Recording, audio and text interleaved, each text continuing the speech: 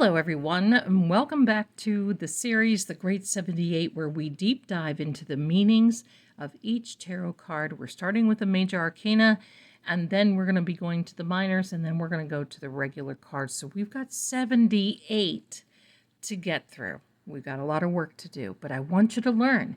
And incidentally, if you want to learn the tarot in 1 hour, check out my video where I help you get started. I think you're going to really like this. So let's get started with this Justice card, okay? It is the key. You see there is number 11. This number up here is called the key. The color associated with this card is green. The Hebrew letter is Lamed, or Lamed. I hope I pronounced that correctly. The meaning is an ox goad. That's something. The letter number is number 30. The astrological sign is the Libra. So if you are a Libra, this is for you. The alchemy or the element is air. This is an airy Libra, which, as you know, requires a lot of balance. So the musical note here is an F sharp. So what are the attributions? Action, being equal, karma, justice, justification. It can mean urges and guides. It can also mean the mirror of truth. Isn't this amazing? So basically, it just really means that this is about law and order. It's about fairness.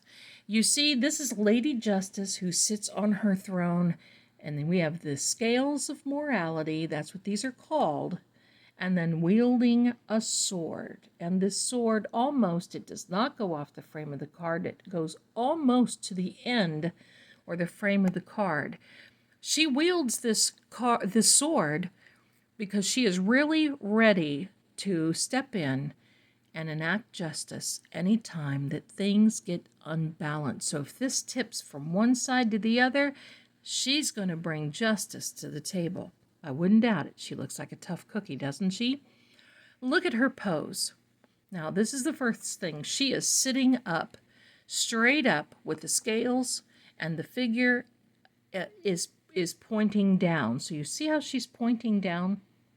These are the things that I want you to deep dive in, and I'm going to say the reason why I want you to start out, if you're just starting out, with the Rider-Waite, because you're going to see all of these elements in these cards. Once you learn the meanings and you've got them down pat, then you can take a moment and get whatever cards you like. But this is the best because these are little reminders and very good.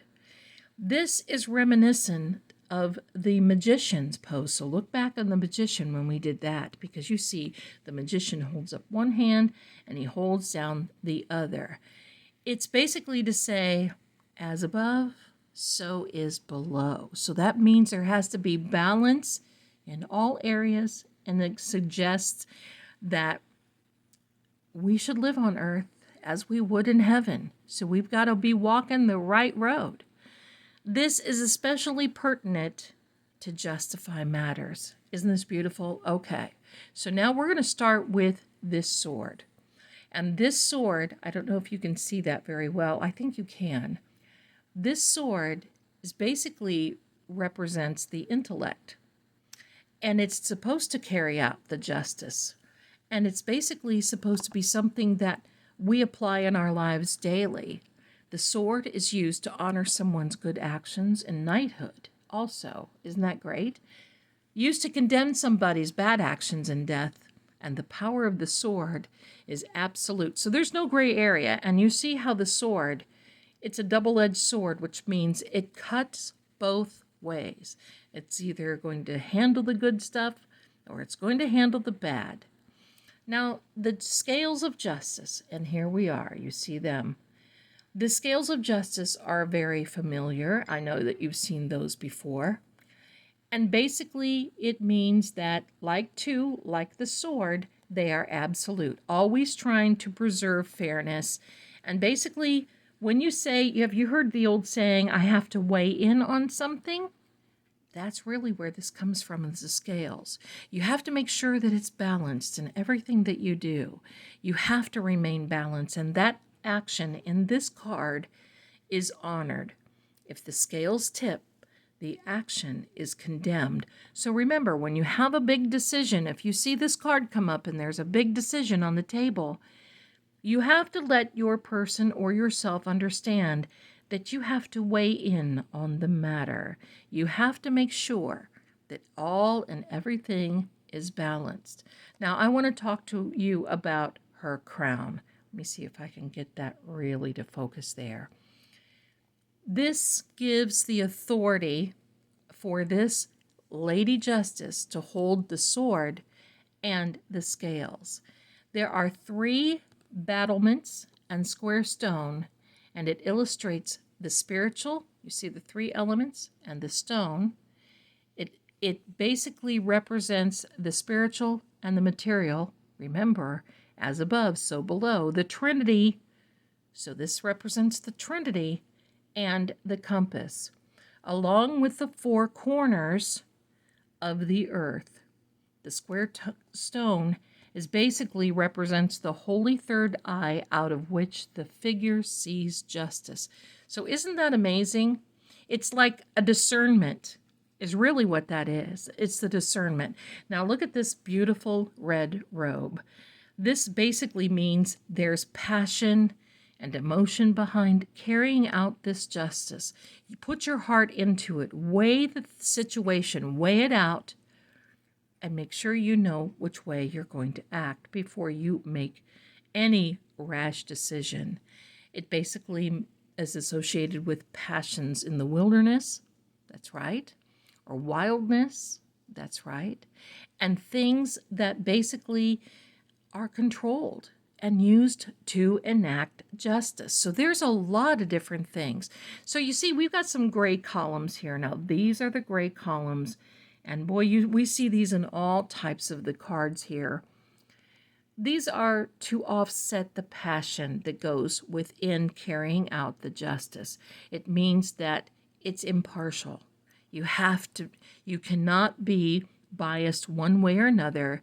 Like the scales, you have to be impartial. It's the balance between black and white. So it's a gray scale. This is a reiteration of one of the other cards. It's the Hierophant. And basically, and bringing them into a religious connotation. This card, I'm going to say, reminds me of King Solomon. Now, it doesn't really have that representation, but if you ever read anything about King Solomon, I think you'll understand what I mean. Fairness and justice. So, upright. This upright justice card basically encourages us to sense the justice within us. Always do the right thing. Like even when you're making a big decision with a lot of consequences. Can I talk? Yes. Consequences, that's the way it is. Yes.